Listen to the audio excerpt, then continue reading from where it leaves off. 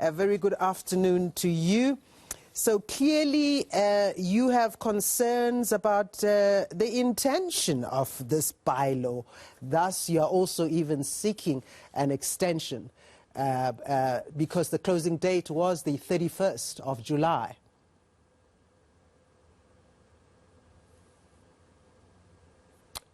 Can you unmute yourself?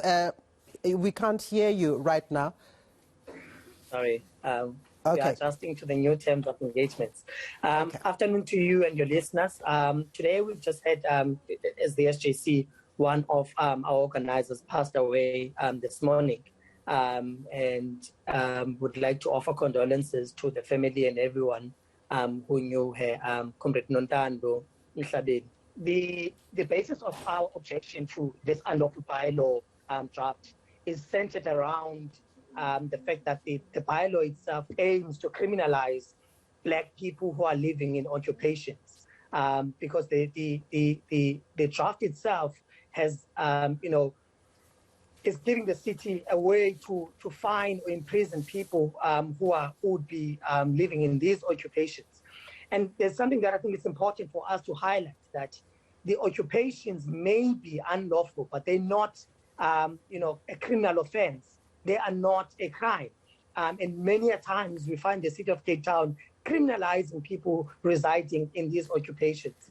In the bylaw, in this draft, the city wants powers to determine what constitutes a home. And this is a big debate, especially in Cape Town, where the city of Cape Town has involved itself in a lot of unlawful and illegal evictions, where the city would act without a court order, giving them powers to evict community members of a particular area. And now in this bylaw, the bylaw gives them the right to determine what a home looks like and what constitutes a home, and decides which area gets basic services despite of their constitutional obligation, which is enshrined in our constitution, that they must provide basic services to all the residents of the city of Cape Town. The bylaw also gives powers to them to act and evict anyone without a warrant coming from the court of law. It also gives them a way in to actually determine what is a fair and unjust eviction. And we've seen how the city has acted with no sympathy towards people who are looking for accommodation in Cape Town. And this is another way of the city of Cape Town wanting to be law unto themselves. Let us remember that last year in 2020, in February, the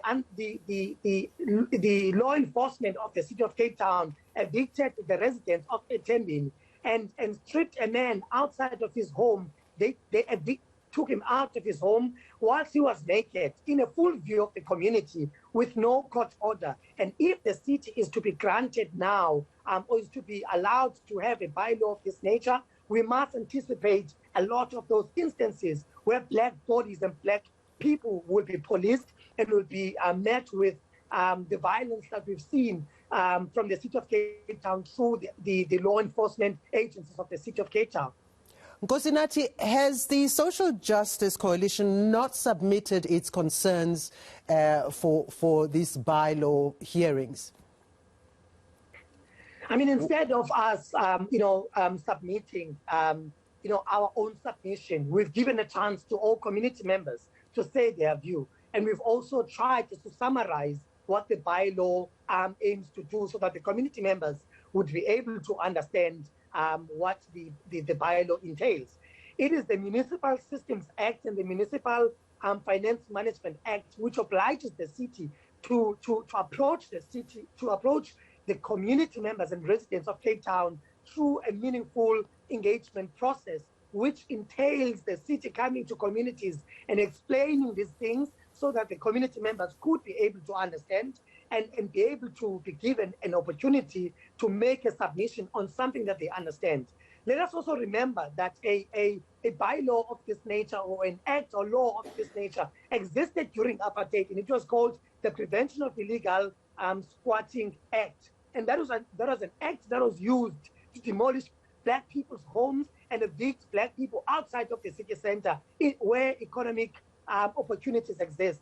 And the Constitution itself recognizes that land dispossession left many South Africans with no choice but to occupy land so they could survive. These are people that have been living in backyards, and as a direct result of the COVID regulation and the impact of COVID, they have been rendered into unemployment. They now can never keep up with paying rent and have no alternative but to occupy empty pieces of land. And we'll have to leave it there, even though the process is not yet over, Nkosinathi, and we'll definitely be following that issue. Nkosinathi Swartbooi, he is the head of advocacy at the Social Justice Coalition.